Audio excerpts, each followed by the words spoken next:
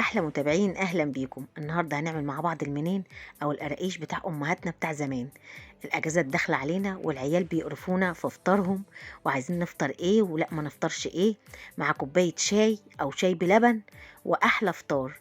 شايفين دايب دوب ومكونات كلها عندك في البيت. يلا بقى اعملي لايك، واللي مش مشترك يشترك ويفعل الجرس عشان يوصلكوا كل جديد. اول حاجه معانا ده كيلو دقيق متعدد الاستخدامات. أول دقيق السايب العادي بنحط عليه معلقة خميرة فورية كبيرة وثلاث معالق سكر كبار وثلاث معالق سمسم كبار ورشة ملح ونص معلقة بيكنج باودر ونص معلقة ريحة كحكة. عندك حطي، ما عندكيش حط ما تحطيهاش، يعني دي اختياري. وبنقلب المقادير الجافة، وبعدين بنضيف 300 جرام سمنة. أي سمنة، سمنة نباتي، سمنة بلدي، اللي عندك حطيه. وتكون 300 جرام أو كوبايتين مج كده، يعني كوبايتين وسط، وربع كوباية زيت. والسمنة تكون بدرجة حرارة المطبخ، لا هي اللي ساقعة ولا هي اللي اللي سخنة. وبنقلب كله ونفضل نبس في السمنة والزيت على الدقيق. نفضل نبس كده لحد ما يبقى عامل زي رملة البحر كده المبلولة. وبعدين بنلم بقى بشوية مية دافيين، يعني دي كوباية مية وسط اهي دافية. بنلم بس العجينة. ودي كوباية الا ربع، يعني هي خدت معايا كوباية الا ربع كمان عشان تتلم معايا. وبعدين بتجربي بقى العجينة، يعني انت ما بتعجنيش كتير، ما تعجنيش فيها كتير عشان خاطر احنا بنلمها بس، عشان خاطر ما تنشفش معاكي العجينة. اهو شايفين طرية اهي. بتقلبيها كده وتشوفي، لو بتشقق معاكي تبقى محتاجة ربع كوباية مية تاني. لو مش بتشقق وطرية زي ما انت شايفة كده، يبقى خلاص كده العجينة اتلمت وزي الفل. بس دي العجوة، انا بحط دي عجوة اهي، حط لها معلقة سمنة وبفركها كده بالسمنة عشان تبقى طرية معايا. ممكن تعمليها على النار لو عايزاها تبقى طرية اكتر. بننضف بقى الرخام عشان هنشتغل عليها، واجيب حتة عجينة وافردها. طبعا في اخر الفيديو هحط لكم الفيديو التاني اللي انا عاملاه بتاع القراقيش. هحط لكم انا عامله فيه اشكال كتيره قوي غير كده، يعني انا النهارده عامله معاكم شكلين ثلاثه، لكن التاني انا عامله فيه كذا شكل. هحطه لكم في الاخر.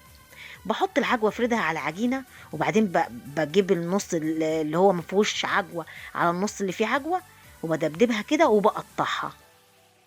يعني فردت العجوه وبعدين على النص، وخدت النص التاني عليه ودبدبتها وهو قطعتها. شايفين العجوة ملياها ازاي؟ عشان تبقى العجوة فيها كلها، لكن لو ما عملتهاش كده هتبقى العجوة واخدة حتة صغيرة منها. اهو زي ما انتوا شايفين تحفة جدا. اهو حتى العجين داخل في بعضه، لكن الناحية التانية اهو كلها عجوة اهو. ده بقى شكل المنين اهو. ممكن تعمليه كده، وممكن تعمليه مستطيل او مربع كده زي ما تحبي، يعني زي ما تقطعيه. اهو شايفين العجوة من جوه اهي باينة، تحفة جدا. نيجي بقى نعمل شكل تاني اهو. ده بقى السادة. برضو فردت العجينة كده مستطيل وبقطعها، وبرضو بجيب دي واقطعها، يعني برضو بقطعها تاني اهو. شايفين؟ عشان ما تبقاش كبيرة قوي معاكي. ده شكل اهو اللي هو المربع. وده هنعمله بقى زي المنين اللي كانت امهاتنا بتعمله اهو. اهو شايفين شكله؟ ده سادة، واللي فات كان بالعجوة. اهو عملت اول صاجة اهو ومولعة الفرن. باجي بقى بدهنه بسيرم اللي كان معانا من ساعة رمضان، او ممكن انت تعملي شوية مية بسكر. بدهنه ليه؟ عشان خاطر احط عليه سمسم. ممكن تسيبيه كده ما تحطيش سمسم، ممكن ما تدهنوش ولا اي حاجة وتحطيه، لان احنا كده كده حاطين فيه سمسم. لو مش حابة سمسم على الوش، هحطه بقى في الفرن نص ساعة كده واشوفه.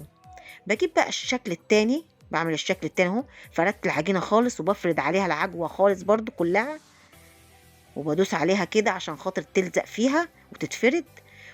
وبلفها رول اهو زي ما انتوا شايفين، بلفها رول. بعمل اللي هو شكل كعب الغزال. بفضل الف بيها كده بقى عشان خاطر ما تبقاش تخينه.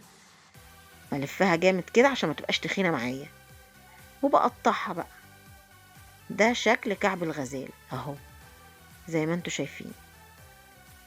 تحفه، شكل جامد جدا، والولاد بيحبوا الشكل ده قوي عشان بيبقى مليان عجوه اهو.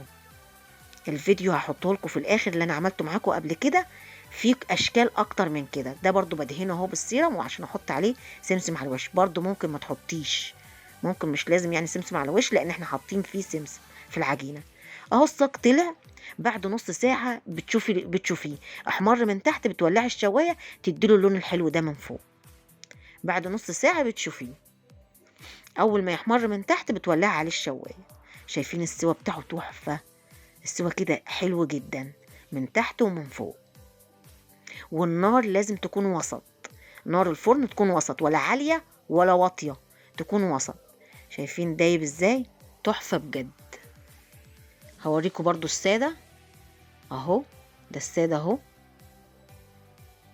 برضو السوا بتاعه. يعني انا بجيب لكم من كذا حتة من الصاج عشان تعرفوا ان كله سوا واحد. يعني عندك صاج حطي، الصاج بنعمله من غير ما ندهن، ما بتدهنيش اي حاجه لانه هو فيه سمنه وزيت ومش محتاج.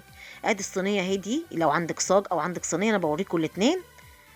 دي اهو حطيت فيها اللي هي كعب الغزال، برضو الصينيه ما دهنتهاش.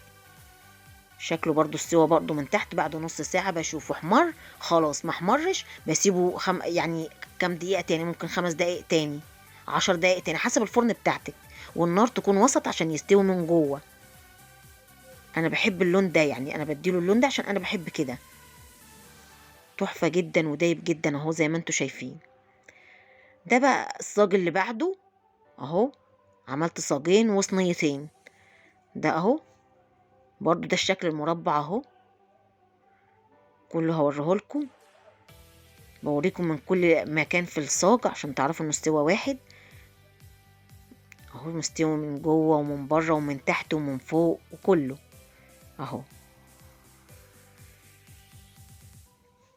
ودي بقى اخر شويه، الصينيه صغيره اخر حته عملتها، دي بقى ما حطيتش عليها سمسم من فوق اهو. دي عملتها على طول، سويتها على طول، ما حطيتلهاش سمسم. ودي كانت كل الاشكال، حاجات سهله وبسيطه، وهتعمليها مش هتكملي وقت وانت واقفه كده على طول. يا رب يكون عجبتكم وتجربوا بالهنا والشفا لكل اللي يجرب، واللي يعجبه يعمل لايك ويشترك واللي يفعل الجرس عشان يوصلكم كل جديد، واللي جاي احلى بكتير.